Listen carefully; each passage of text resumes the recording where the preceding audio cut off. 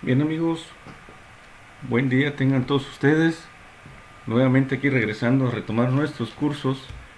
En esta ocasión vamos a hablar acerca de nuestro capítulo 3, que es Metalurgia de la Soldadura, con el tema de estructuras y propiedades de los metales. Es como una continuación del capítulo anterior, donde hablamos sobre las propiedades cristalinas de los metales. Bien, comencemos. Los metales son sin duda los materiales de más amplia aplicación en ingeniería, como consecuencia de sus interesantes propiedades tecnológicas, los cuales presentan las siguientes propiedades: elevada conductividad térmica, altos puntos de fusión y ebullición, densidad elevada, notable resistencia mecánica y tenacidad, facilidad de conformación, buena ductilidad y maleabilidad.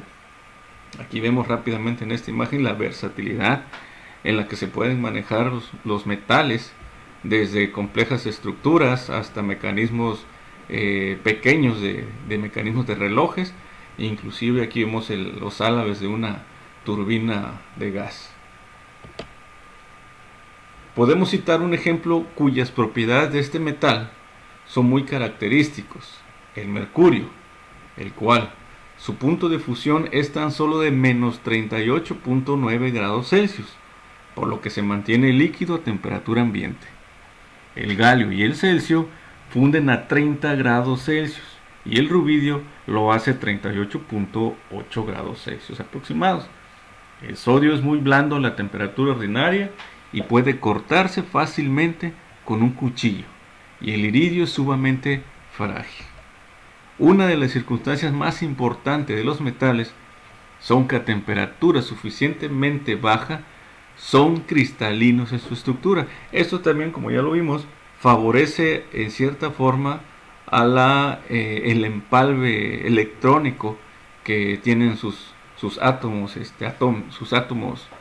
en cuanto a la estructura cristalina. Bien, aquí vemos unos ejemplos de las características o propiedades que presentan la mayoría de los metales o algunos metales, que son elasticidad, plasticidad, por ejemplo el estaño, que es muy dúctil, etcétera. Vemos su forma, digamos, bruta, por así decirlo, de ciertos metales, como se pueden encontrar en la naturaleza.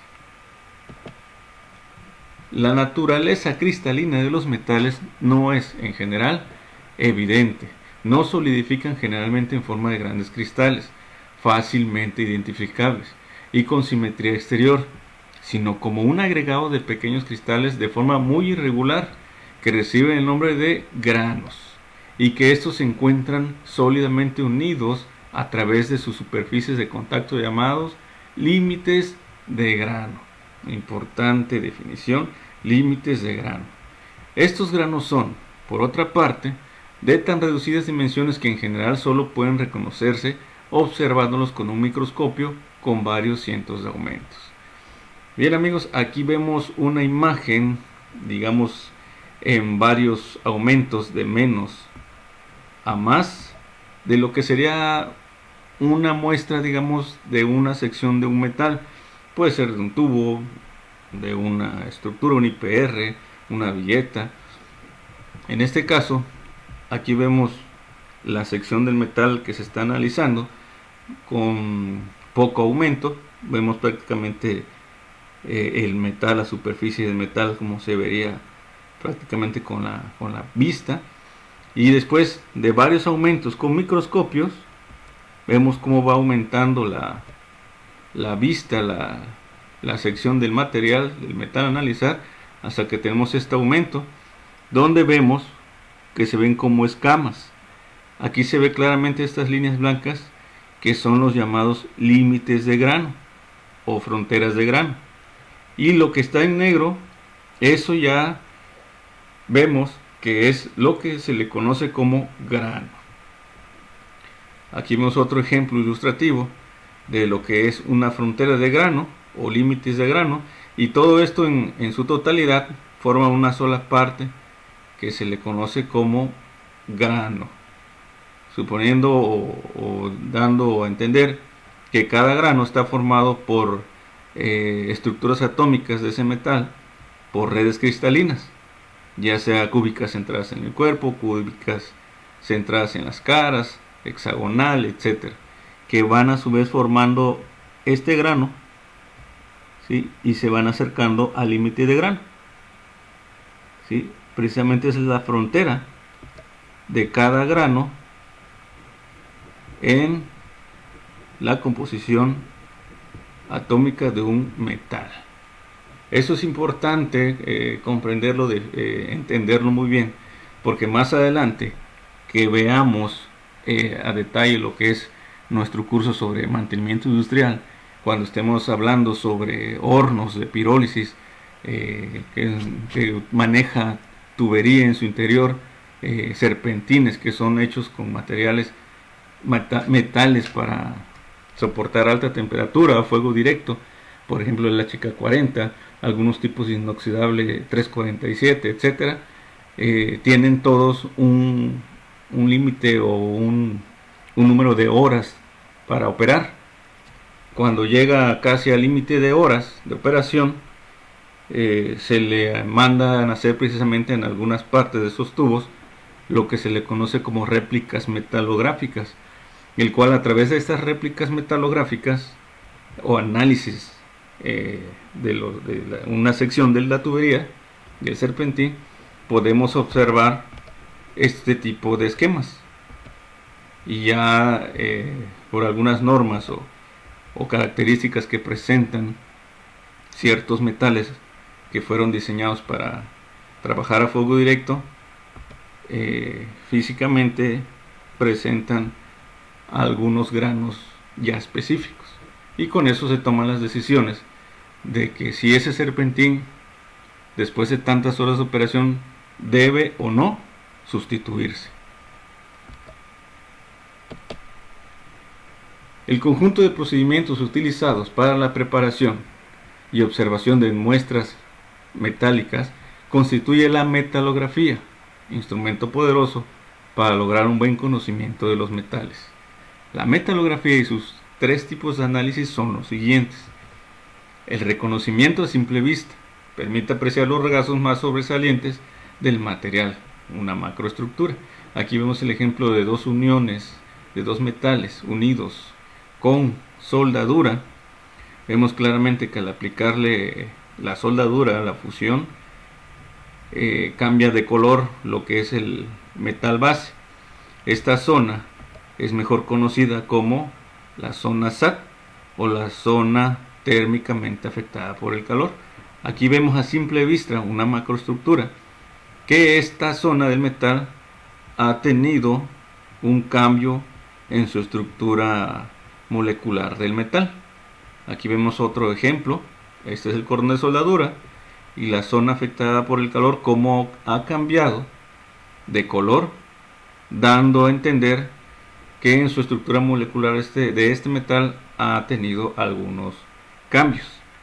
Aquí es donde se entra lo que es la metalografía con microscopios, también los tratamientos térmicos para aliviar tensiones, etcétera, que lo veremos más adelante. El reconocimiento con microscopio metalográfico permite apreciar claramente el grano metálico y una serie de detalles que son de gran importancia. Microestructuras del metal, como ya les había platicado con el ejemplo que se toman para sustituir o no una tubería que forma el serpentín de un horno de pirólisis que soporta trabajos con fuego directo. Aquí vemos unos microscopios con computadora, y ya el metal analizar ya se empieza a ver de forma más detallada lo que es la superficie del metal. Aquí vemos los granos ya completos, los límites del grano, ¿sí?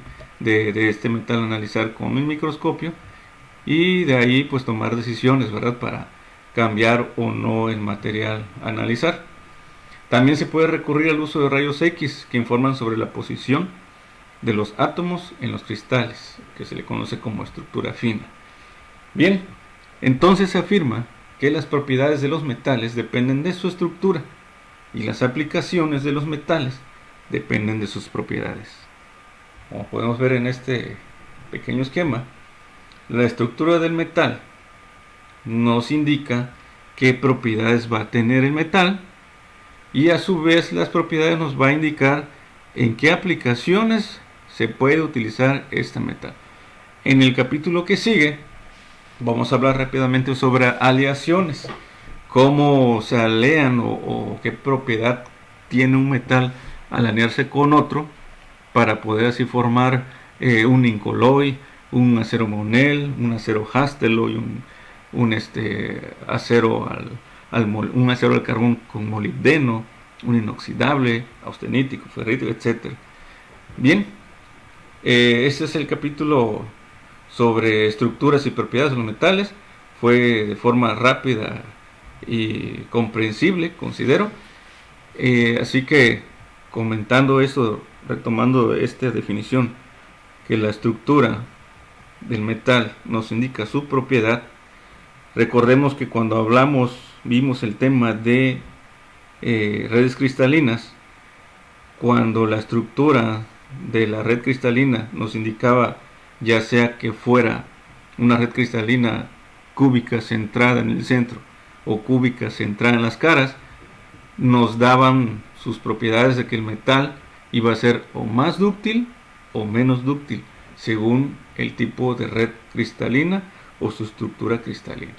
Bien amigos, hasta aquí terminamos este capítulo de estructuras y propiedades de los metales, haciendo como una especie de enlace entre el capítulo anterior y el capítulo que viene sobre aleaciones para que quede más y mejor entendido lo que son las propiedades de los metales. Así que nos vemos en el próximo capítulo. No olviden suscribirse a su canal Airu Wenel TV y hasta la próxima.